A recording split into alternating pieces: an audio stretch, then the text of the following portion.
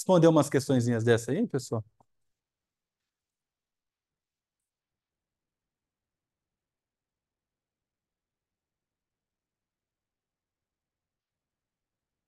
Oi? Isso, isso não pode ser verdade. Hum? Você deixou o gabarito das questões que você passou no propósito? Por quê? Não, não é Não, muito. eu coloco, achei que você, eu até me preocupei, achei que eu tinha colocado o gabarito errado. Não, eu sempre coloco nos meus, porque eu parto do pressuposto que o cara não vai lá no final na última página, tipo, ele vai responder um a um, entendeu? Mas é o gabarito. Para dar uma pequena contativa, olhando de trás para frente. É, então, isso mesmo. Você começou pela última?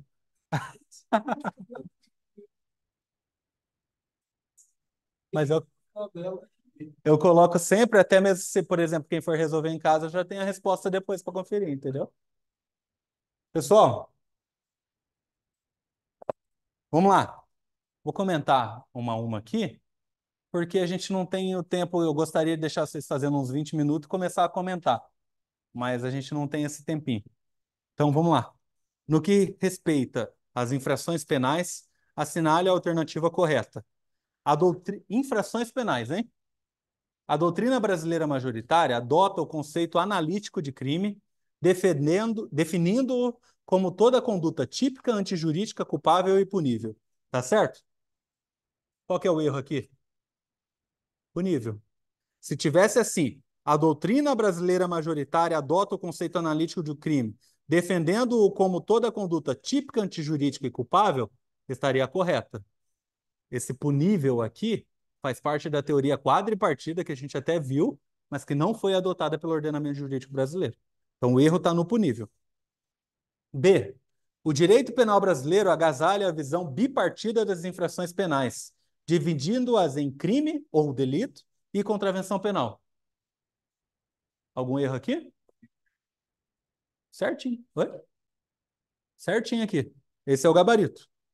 Perceba, pessoal, o enunciado está perguntando no que respeita às infrações penais. Lembra que eu falei para vocês que eles iam tentar confundir teoria tripartida e bipartida em relação a elementos do crime e em relação a espécies? Elementos, tripartida. Crime é uma conduta típica, antijurídica e culpável. Espécies, bipartida. Por quê? Duas espécies. Crime e delito, contravenção penal. Então, essa B está perfeita. O direito penal brasileiro agasalha a visão bipartida das infrações penais. Por quê? Infrações penais são crime ou delito, que são sinônimos, e contravenção penal. C. O B já é o gabarito, mas vamos comentar uma a uma para achar os erros. As condutas definidas como crime serão processadas por ação penal pública ou privada, enquanto que as contravenções penais admitem apenas a ação penal privada. A gente não chegou a explorar muitas contravenções penais. Só que você troca aqui no final. Contravenção penal é apenas ação penal pública. Quando a gente estudar processo penal, nós veremos o que é ação penal pública, mas nada mais é que uma ação penal que é iniciada pelo promotor de justiça, pelo Ministério Público.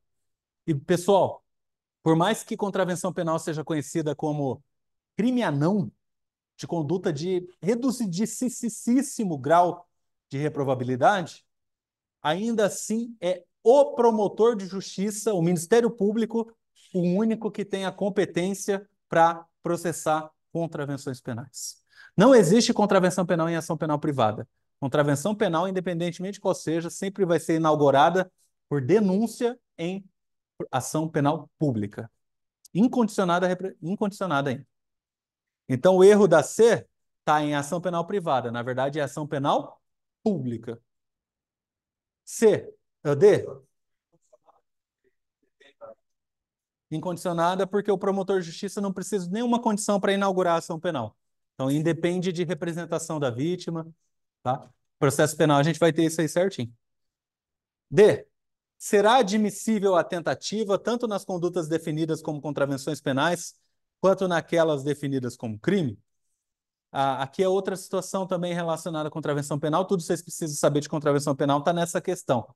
Que a contravenção penal é um tipo de conduta que não pune a tentativa. de tão reduzidíssima, de novo, grau de reprovabilidade, punir uma tentativa de alguma coisa que é tão insignificante, entre aspas, desse jeito, não faz sentido. Então, a contravenção penal não admite punição pela tentativa. Então, esse é o erro da D. E a doutrina brasileira majoritária adota o conceito formal de crime, definindo-o como toda conduta que ofenda bens jurídicos penais? Qual o erro aqui? A doutrina brasileira majoritária adota o conceito formal de crime, definindo como toda conduta de que ofenda bens jurídicos penais? Esse aqui é o conceito material. O conceito material que é crime é toda conduta que ofende bem jurídico penal. O conceito formal é crime é a conduta prevista em lei como crime. Crime é a conduta que o legislador optou se tornar crime. Lembra, conceito formal. Sempre que falar formal está relacionado à lei. Material está relacionado à efetiva lesão a bem jurídico. Então, a 1 foi a B, né? 2. Com relação ao sujeito ativo e passivo do crime, é correto afirmar: a pessoa jurídica, como titular de bens jurídicos protegidos pela lei penal, pode ser sujeito passivo de determinados crimes? Pessoa jurídica, como titular de bens jurídicos protegidos pela lei penal, pode ser sujeito passivo de determinados crimes? Não? Vamos para B.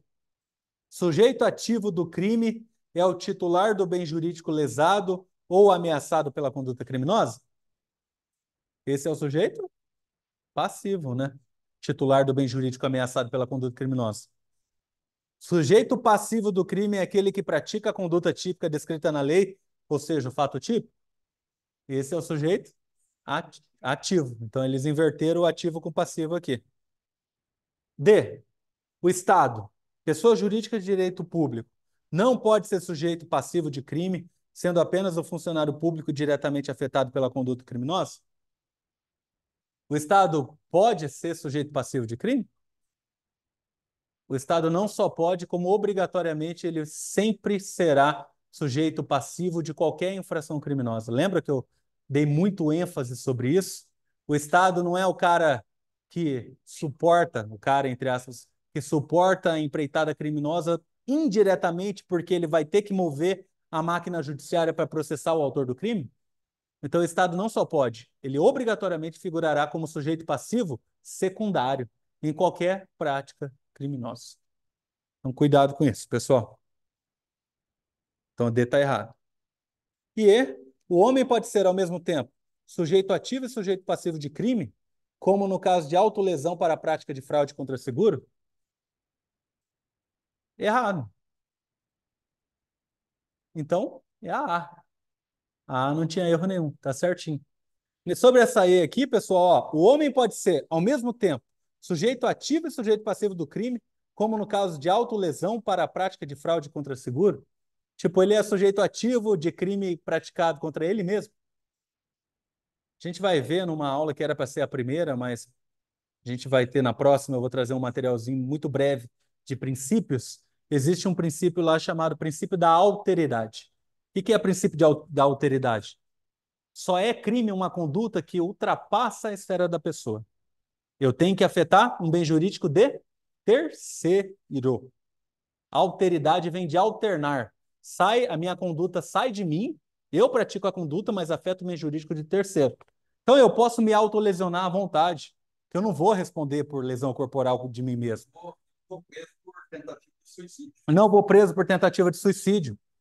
Por quê? Porque não feriu a alteridade. A alteridade é a sua conduta alternar e afetar um terceiro. Tá? Exatamente. Você pode responder ali, nesse caso aqui, por outros crimes. Você está tentando fraudar, cometer um estelionato por um seguro de carro e tal. E isso você vai responder. Mas pela autolesão que você está praticando, não. Princípio da alteridade. Aí é a grande discussão da descriminalização da posse de drogas para consumo pessoal. Tipo assim, o cara quer fumar maconha, quer ficar ali meio retardadão ali, mano, deixa ele fumar, velho. Tá afetando o bem jurídico dele. Mas quem defende a mantença do artigo 28 como crime ainda, fala o seguinte, ó, aquela droga tá... O que se criminaliza é a posse de drogas para consumo pessoal.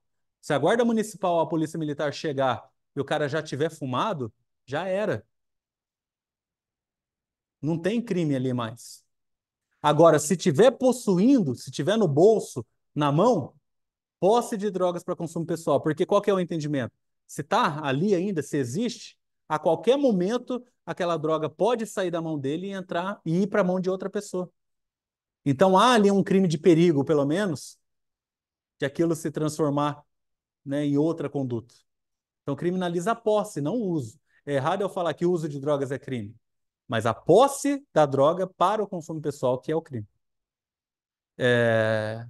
Mas, de qualquer forma, a discussão que tem é sobre a alteridade. Tipo assim, qual que é o efetivo risco a terceiro que está sendo causado com um crime do artigo 28 da Lei de Drogas. Beleza? Então, 2 foi A. 3. Olha esse aqui como confunde, pessoal. Tipicidade.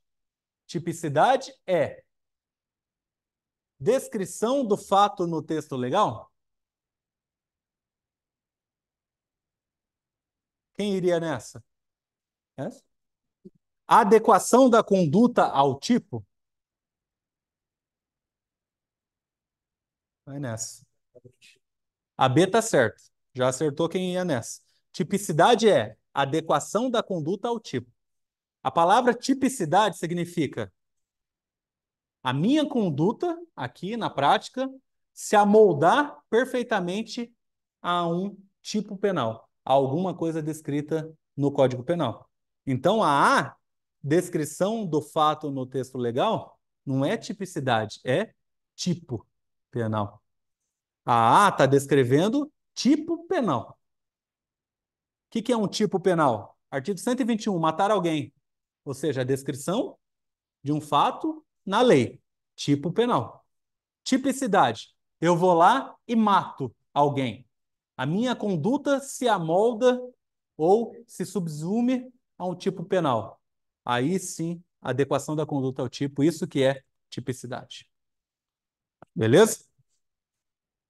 Então, tipicidade é a letra B, adequação da conduta ao tipo. C não tem nada a ver, né? Comparação de qualquer da conduta particular com a culpabilidade concreta e descrita no tipo. Ação ilícita ou contrária ao direito. Isso aqui é a definição do quê, pessoal? Ilicitude. E juízo de reprovação social? Não está exatamente com essa palavra. Mas qual é a definição de culpabilidade mesmo? Grau de reprovabilidade da conduta.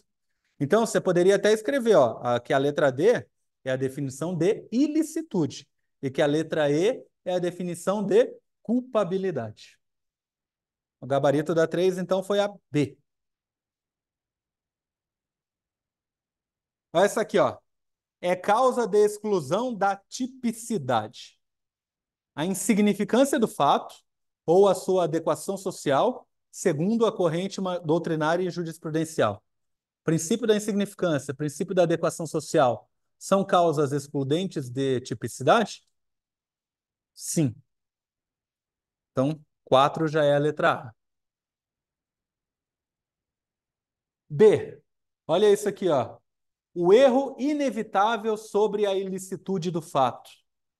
Qual que é o nome do erro sobre a ilicitude quando o agente desconhece que determinada conduta é caracterizada como crime? E... Proibição. Erro de proibição. E o erro de proibição exclui o quê? Culpabilidade. Exatamente. Ó, o menino estudou, hein? Foi fazer a barba, se machucou ali, ó. Eu fiquei, você olha para alguém perguntando, vai pensar que é um pé bateu no menino. É verdade. Eu...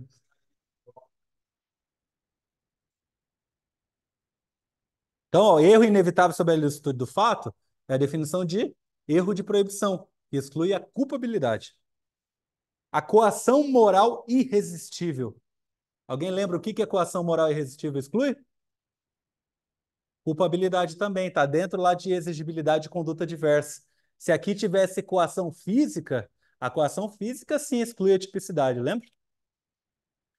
D, a não exigibilidade de conduta diversa. Exclui a culpabilidade. E a legítima defesa. Exclui o quê? Não. Legítima defesa excludente de ilicitude. Então, é causa de exclusão de tipicidade só a letra A, pessoal. Princípio da insignificância e da adequação social. 5. É um negócio ao contrário. Agora, não exclui a culpabilidade. Não exclui a culpabilidade. A embriaguez fortuita completa exclui a culpabilidade? Exclui. Embriaguez completa proveniente de caso fortuito ou força maior. Exclui a culpabilidade porque está dentro da abinha lá, imputabilidade. É a nossa resposta? Não, porque está pedindo que não exclui a culpabilidade. A doença mental exclui a culpabilidade? Também está dentro de imputabilidade, que exclui a culpabilidade. O erro inevitável sobre a ilicitude do fato. O que é esse erro mesmo? Erro de proibição. Erro sobre a ilicitude é o erro de proibição. Exclui a culpabilidade? Exclui. A obediência à ordem manifestamente legal de superior hierárquico. Exclui? Caíram na pegadinha de faltando isso. Ó. Oh, a obediência à ordem manifestamente legal de superior hierárquico exclui a culpabilidade? Ó, ó, a D está falando obediência à ordem manifestamente ilegal. Se você obedecer uma ordem que seja manifestamente ilegal, vai excluir a sua culpabilidade pela obediência hierárquica? Não. Aqui faltou o não, né? A obediência à ordem não manifestamente ilegal de superior hierárquico. Então, a 5 é a letra D, porque obediência à ordem manifestamente ilegal não exclui a culpabilidade. E coação moral irresistível, a gente viu já que exclui a culpabilidade.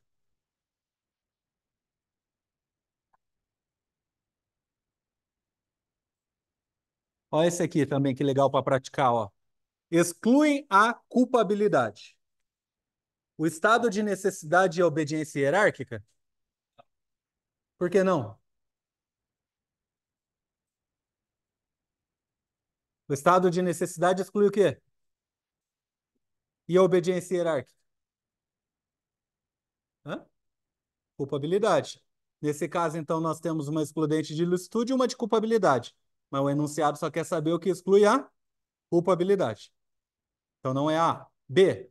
A legítima defesa e a doença mental. Hã? Só a doença mental exclui a culpabilidade. A legítima defesa exclui o quê? Ilicitude. O estrito cumprimento do dever legal e a obediência hierárquica. Mesma coisa. Estrito cumprimento do dever legal exclui a ilicitude. E a obediência hierárquica exclui a culpabilidade. A coação moral irresistível e a menoridade. As duas excluem a culpabilidade. Coação moral irresistível está dentro do que mesmo? Está dentro da exigibilidade de conduta diversa. Para ser reprovável a conduta do agente, é necessário que dele seja exigida conduta diversa. Se ele está sendo moralmente coagido de forma irresistível, dele não pode esperar conduta diversa. Exclui a culpabilidade.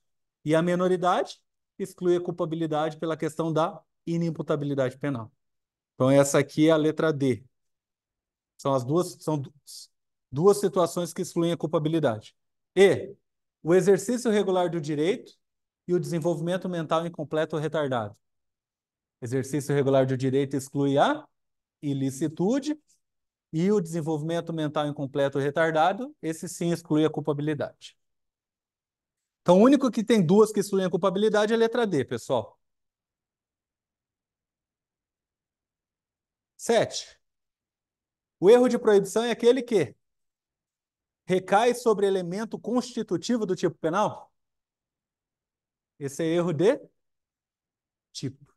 É o erro de tipo que recai sobre o elemento que constitui o tipo penal. Em outras palavras, o que é um elemento que constitui um tipo penal? As palavrinhas que formam o artigo que define crime. Elemento que constitui o tipo penal. Palavras que formam o artigo. Só que em nome técnico. Incide sobre a ilicitude do fato? O erro de proibição incide sobre a ilicitude do fato, no sentido de que o agente que age em erro de proibição, ele não sabe que aquilo que ele está praticando é ilícito. Ele sabe o que ele está praticando, ele sabe o que ele está fazendo, mas ele desconhece uma coisa, que aquilo que ele está fazendo é ilícito. Beleza? Então, 7B. B. C. Incide sobre as elementares do tipo penal, nada a ver. D. Diz respeito às excludentes de ilicitude, nada a ver também. E E. Exclui a imputabilidade do agente, nada a ver. 8. Depois de haver saído do restaurante onde havia almoçado, Tício, homem de pouco cultivo, percebeu que lá havia esquecido sua carteira e voltou para recuperá-la, mas não mais encontrou. Olha aqui aquilo que eu falei na aula, pessoal. Acreditando ter o direito de fazer justiça pelas próprias mãos. O enunciado sempre vai falar que ele acha que ele pode fazer aquilo ou que ele não sabe que ele não pode fazer aquilo. Então, acreditando ter o direito de fazer justiça pelas próprias mãos, tomou para si o objeto pertencente ao dono do referido restaurante, supostamente de valor igual ao seu prejuízo. Esse fato pode configurar erro de proibição, porque ele acreditava. Por isso que o enunciado fala homem de pouco cultivo, acreditando poder fazer aquilo. Ele pegou e falou: ah, beleza, minha carteira não está mais aqui, eu vou pegar isso aqui que equivale ao que tinha na minha carteira. Mas desconhecendo que aquilo que ele estava fazendo era crime. Ele agiu em erro de proibição, porque no erro de proibição ele desconhece a ilicitude do fato. 9. Analisa as seguintes situações. Quando, por erro no uso dos meios de execução, o agente, ao invés de atingir a pessoa que pretendia ofender, atinge pessoa diversa, responde como se tivesse praticado o crime contra aquela, levando-se em consideração as qualidades da vítima que almejava. No caso de ter também atingido a pessoa que o agente pretendia ofender, aplica-se a regra do concurso formal. Quando por erro no uso dos meios de execução. E que é isso, pessoal? Erro de execução, que é o aberratio ictus. Então, quando por erro no uso dos meios de execução, ou seja, é o ruim de mira, ele usou o meio de execução incorreto. É o aberratio ictus isso. 2. A representação equivocada da realidade, pois o agente acredita tratar-se a vítima de outra pessoa. Ou seja, ele confunde a pessoa, né? Trata-se de vício do elemento psicológico da ação. Não isenta de pena e se considera as condições ou qualidades da pessoa contra quem o agente queria praticar o crime. Isso é erro in persona, erro sobre a pessoa. E o 3, trata-se de desvio do crime, ou seja, do objeto jurídico do delito. Lembra? Troca o bem jurídico. Ele quer afetar um patrimônio, mas acaba afetando a vida por culpa, por exemplo. O agente, objetivando um determinado resultado, termina atingindo o resultado diverso do pretendido. O agente responde pelo resultado diverso a título de culpa e tal. Qual que é o nome disso? Aberratio criminis, ou que é sinônimo de resultado diverso do pretendido. Então, a 9 tem a letra C. Aberratio ictus, aberratio erro in persona e aberratio criminis. E a última, no concurso de pessoas. Há autoria colateral quando os concorrentes se comportam para o mesmo fim, conhecendo a conduta alheia? Se está conhecendo a conduta alheia, concurso de agentes. Se tivesse aqui desconhecendo a conduta alheia, aí seria autoria colateral. A infração penal não precisa ser igual, objetiva e subjetivamente para todos os concorrentes? Errado. Infração penal é a mesma. Aqui, identidade de fato, ou seja, a mesma infração penal. É necessário que cada concorrente tenha consciência de contribuir para a atividade delituosa de outrem. Dispensada a prévia combinação entre eles? É dispensada a prévia combinação entre eles? Pode ser dispensada, sim, é dispensada. Por quê? Concurso de pessoas não pode acontecer durante a execução da prática criminosa? Então é dispensada a prévia combinação entre eles. Não é obrigatório que o concurso de pessoas ocorra, o liame subjetivo ocorra antes. É dispensada a prévia combinação entre eles. Durante a prática do assalto pode acontecer o vínculo de vontades. Então essa C está certo por enquanto. A única certa por enquanto, e espero que seja só ela. D. Os concorrentes devem necessariamente realizar o fato típico? Ou seja, os concorrentes devem necessariamente ir lá e subtrair para. Não, cada um pode ter a sua conduta.